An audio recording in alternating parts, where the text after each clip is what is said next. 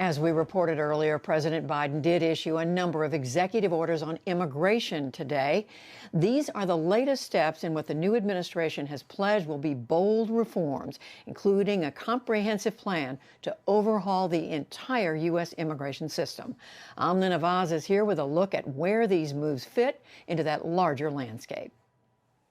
That's right, Judy. Today's actions follow earlier executive orders from President Biden that he signed in his very first days in office, orders that immediately had an impact on thousands of people. We spoke to a few of them to get their reactions, and here's what they had to say. My name is Jose Aguiluz. I'm 31 years old. I am a registered nurse that is currently working in COVID vaccinations, and I am a DACA recipient. Mark J. Daniels, I'm the sheriff of Cochise County, Arizona, located in the southeast corner of the state of Arizona. My name is Carla. I'm currently undocumented, but I recently applied for DACA for the first time in December. My name is Rodolfo Karish. I go by Rudy. I retired from the U.S. Border Patrol in December of 2019 after spending more than 3 decades in the organization. My name is Haya. I am 20 years old and I'm a first generation American. So my family and my sister are Syrian. I am currently living in Canada. We sought refuge here because of the Muslim ban. When President Biden announced that he was going to strengthen DACA, was really a sense of relief, to be honest. It pretty much gave me a little bit of relief that I was going to be able to stay in the country and keep doing what I'm doing, keep taking care of my patients and everything. When I started with the Dream Act movement, it was like 10 years ago. I'm still a dreamer. I still have DACA. So 10 years have passed and there's still no solution. When I saw that President Biden halted border issues to include the physical barrier, relooking at how we're doing business, to include the release program, releasing those that normally would be put back into Mexico or deported or held in a prosecutional level. It was a little disappointing. And I'll say this, I think it was hasty. What I've seen in the past is those that should be held accountable in the criminal justice system are not. And those that should be detained or deported are not. And then what happens is they move into communities and bad things happen. There's always been that fear for myself that maybe I won't be allowed to stay here for a while.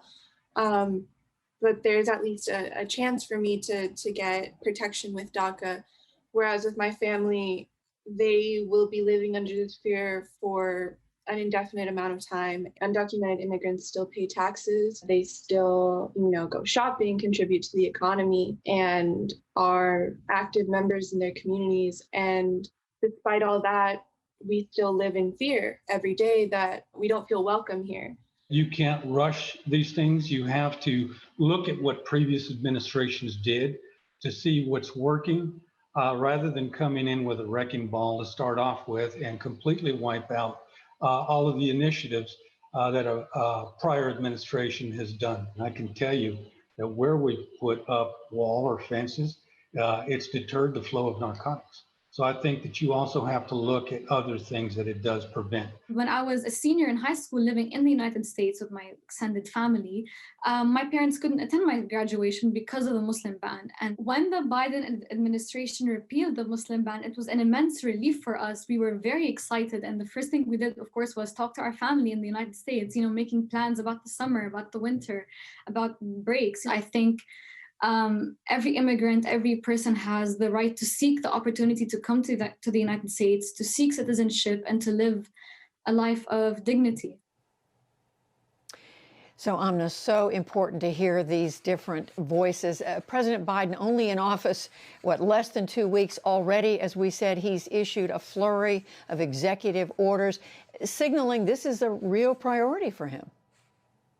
Judy, that's absolutely right. It's a message he has sent from day one in office when he sat down and started to reverse and end some of those Trump-era immigration policies. As he said today, he doesn't feel he's making new law. He's ending bad policies. But take a look back at some of those steps he took on the very first day in office. He did end that travel ban, as we just heard. He reinstated DACA, the Obama-era program shielding from deportation people brought here as kids, and halted border wall construction. He also ended some of the stepped-up immigration enforcement that was going on from ICE. Judy, those were all things put into place unilaterally by President Trump and then ended unilaterally by President Biden. He continued that trend of unraveling Trump-era policies today. If you look at the list as it grew today with those new policies, he created the task force to reunify separated families. The previous government had basically abdicated responsibility. He ordered a review of the asylum policies from the previous administration, including that MPP program that keeps people in Mexico while U.S. cases unfold.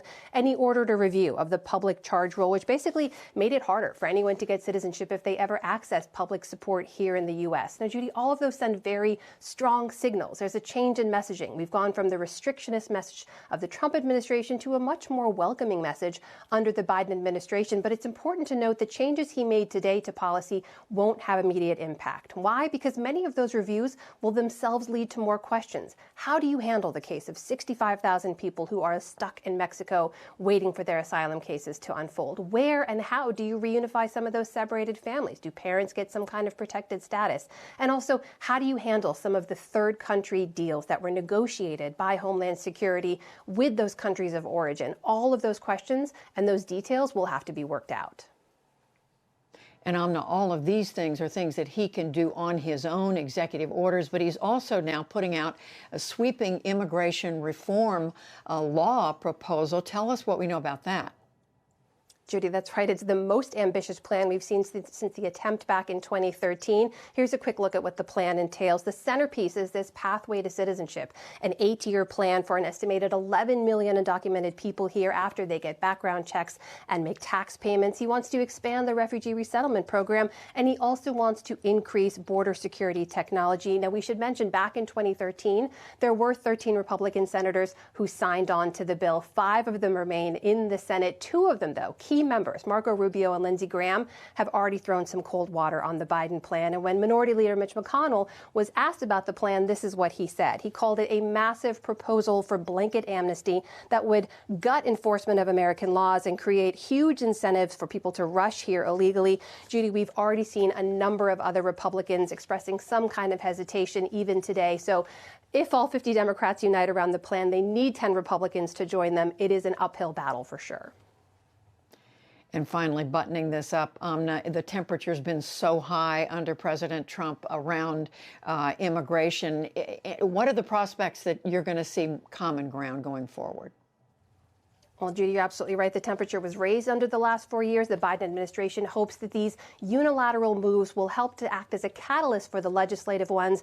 But if they're able to push through any kind of comprehensive reform, it is worth noting it would be the first comprehensive immigration reform in over 30 years in this country. Judy? It would be such a huge development. Amna Nawaz, who's been following this issue so very closely. Amna, thank you.